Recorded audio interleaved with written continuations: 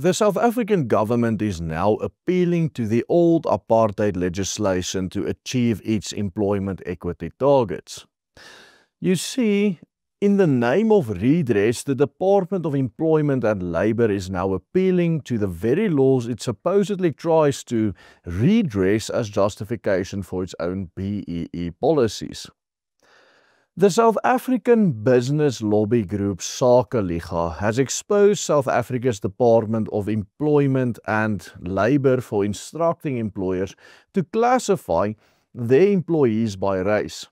Sakeliga also highlights that the said classification corresponds with the 1950 Population Registration Act, according to which all citizens were classified as either black, coloured, Indian or white. In a letter written by the Department of Employment and Labour to the Chief Executive Officer of the National Employers Association of South Africa, or NEASA, the Department of Employment and Labour specifically highlights that employers should from now classify employees by race by using the Population Registration Act of 1950, an act which had been passed by the apartheid government of Dr. Danie Malan.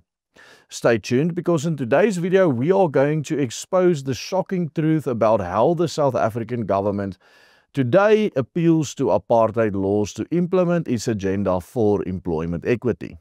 1948 was the year in which the National Party first came to power in South Africa. This date is also widely considered to constitute the start of apartheid, because the government which had preceded the National Party, the United Party government of Jan Smuts, was widely considered to be one of the most progressive governments in the world at the time.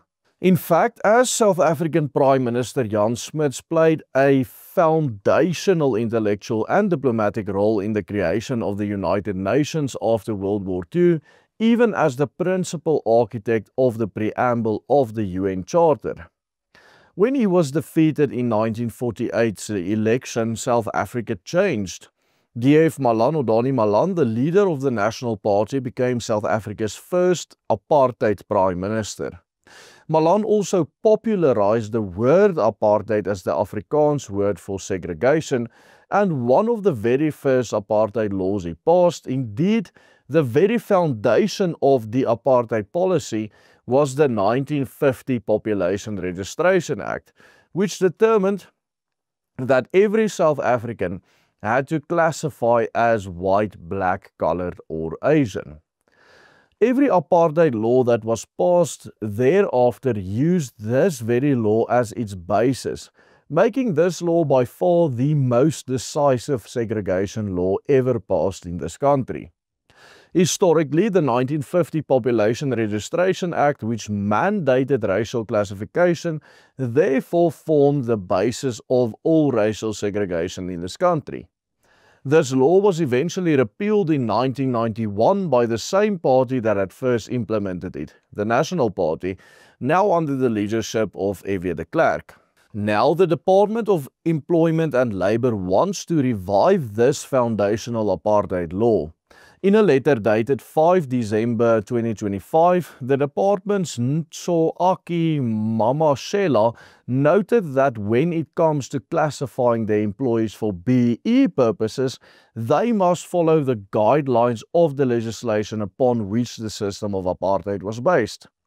In the letter she writes, and I quote, "Employers must use the definition of the designated groups in the Employment Equity Act as amended, which must be read in conjunction with historical racial classification legislation such as the Population Registration Act of 1950. As Sakeliga rightly pointed out, what we see here is that the ANC-led government is essentially resurrecting state-mandated racial classification by even appealing to apartheid laws itself.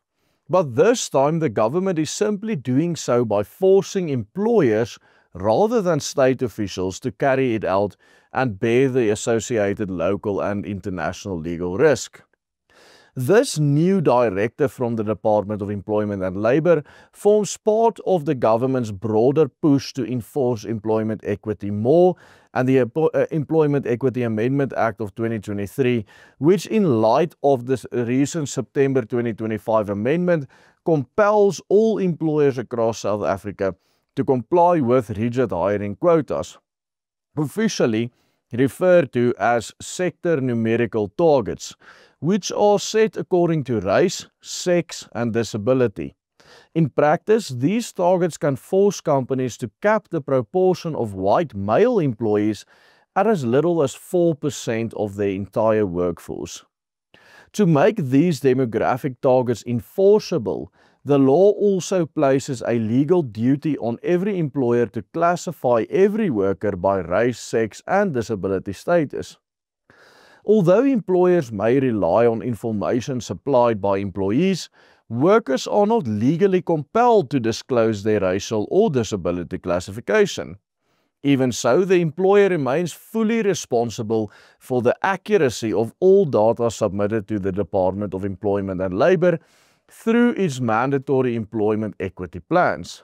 Once Sakeliga pointed out that the government departments are now appealing to apartheid laws to enforce BEE, the Minister of Home Affairs, the DA's Leon Schreiber, immediately responded by posting on social media, claiming that South Africa doesn't have any official racial population register, and again, I quote, "No basis exists in law to compel any person to again become racial classifiers or pencil testers of their fellow South African citizens." This fact, of course, reduces the entire BEE dispensation of the ANC to absurdity. If Schreiber is correct, then any person can simply identify as black and receive the full benefits of black economic empowerment and employment equity. There would be no legal basis to challenge it if all white people were to just do that. The fact of the matter is that in a country that claims to be a non-racial democracy, there is simply no legal basis for classifying employees based on race for the purpose of implementing discrimination against whites and so sometimes other minorities as well in the labour market, which makes the legal framework for BEE totally incoherent and impractical. So much so that the government now tries to revive the most foundational apartheid law in order to achieve their bizarre transformation targets.